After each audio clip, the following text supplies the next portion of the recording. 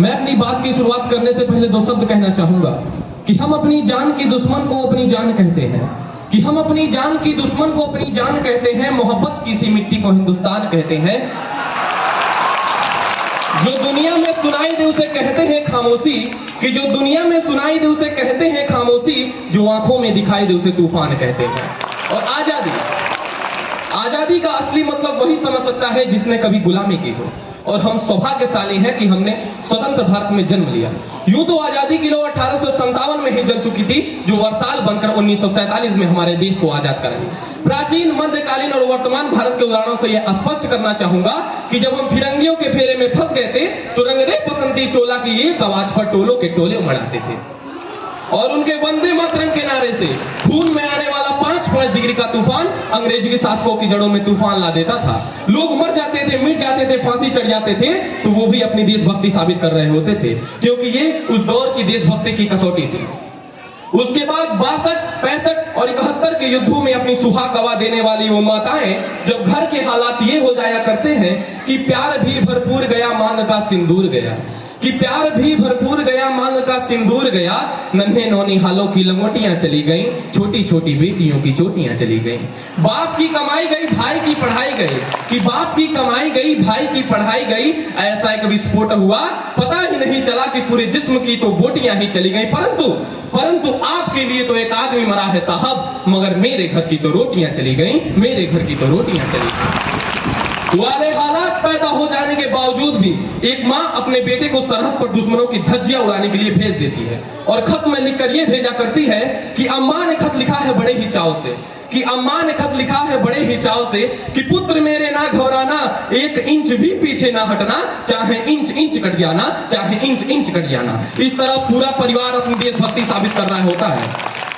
और असल में माँ की कीमत वही समझ सकता है जिसके पास माँ नहीं होती है। एक कवि ने अपने भावनाओं को स्पष्ट किया है कि कल जब मैं उठकर काम पर जा रहा था तो अचानक से लगा कि कोई रोक लेगा मुझे और कहेगा यूं खड़े खड़े दूध मत पी, हजम नहीं होगा।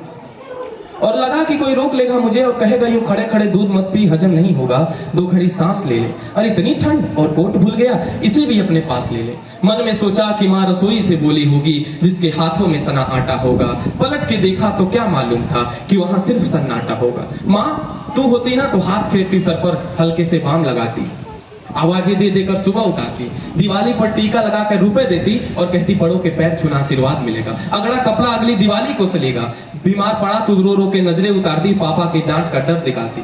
इसे तरक्की मिल जाए, नौकरी करे, दुआओं में हाथ उठाती और तरक्की के लिए घर छोड़ देगा, ये दरवाजे के पीछे चुप के आंसू बहाती। सब कुछ है माँ, सब कुछ। और आज तरक्की की हर रेखा तेरे बेटों को छू के जाती है, पर माँ तेरी बहुत याद आती है, तेरी बहुत याद। आपकी नजर में देशभक्ति क्या है? मैं नहीं मानता कि फेसबुक और व्हाट्सएप की डीपी को 3 रंग में रख लेना ही देशभक्ति है। और यदि आप कहेंगे कि साल में 2 बार हाथ में तिरंगा ले लेना देशभक्ति है, तो मैं पूछना चाहूंगा कि फुटपाथ पे खड़ा वो बच्चा नंगे पांव में धूप के छांव में जब तिरंगा बेच रहा होता है, तो क्या आप इसे उसकी देशभक्ति कहेंगे? ये उसकी देशभक्ति नहीं, उसके पेट की भूख की शक्ति है जो उसे ऐसा करने पर मजबूर करती है। क्योंकि ना मस्जिद को जानते हैं, ना शिवालों को जानते, ना मस्जिद को जानते हैं, ना शिवालों को जानते, जो भूखे पेट होते हैं वो सिर्फ निवालों को जानते हैं।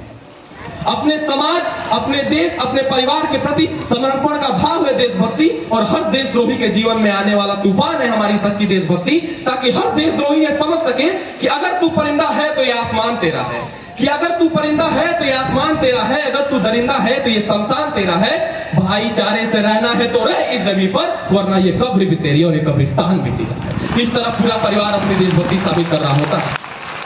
उसके बाद करा उठती है वो देशभक्ति जब मुसीबत में फंसे लोगों की जान बचाने से ज्यादा हम सेल्फी लेकर अपने लाइक बढ़ाने में लगे रहते हैं, और 4 बाई 4 इंच की छोटी सी स्क्रीन पर अपनी कोमल अंगुलियों की घर्षण मात्र से अपनी भावनाओं की इमोजी भेज रहे हैं। एक देशद्रोही से ज्यादा एक देशभक्ति तब आहत होती है जब एक बेटा अपने बूढ़े माँ बाप को वृद्धाश्रम की चौखट पर छोड़ आता है। और अब मैं बता दूं कि महिला सुरक्षा के मामले में हम आज भी 4थे स्थान पर आते हैं। और स्मृति ईरानी जी ने अटल जी की बातों को स्पष्ट किया है कि अटल बिहारी वाजपेयी जी ने शायद ये कहा था कि भारत कोई भूमि का टुकड़ा नहीं है, एक जीता जागता राष्ट्र पुरुष है। अटल जी ने कहा था कि ये वंदन की धरती है, अभिनंदन की धरती है, ये अर्पण की भूमि है, ये तर्पण की भूमि है, इसकी नदी नदी हमारे लिए गंगा है, इसका कंकड़ कंकड़ हमारे लिए शंकर है। हम जिएंगे तो इस भारत के लिए और मरेंगे तो इस भारत के लिए, और मरने के बाद भी गंगा जल में बहती हुई हमारी अस्थियों को कोई कान लगा के सुनेगा तो एक ही आवाज आएगी, भारत माता की जय।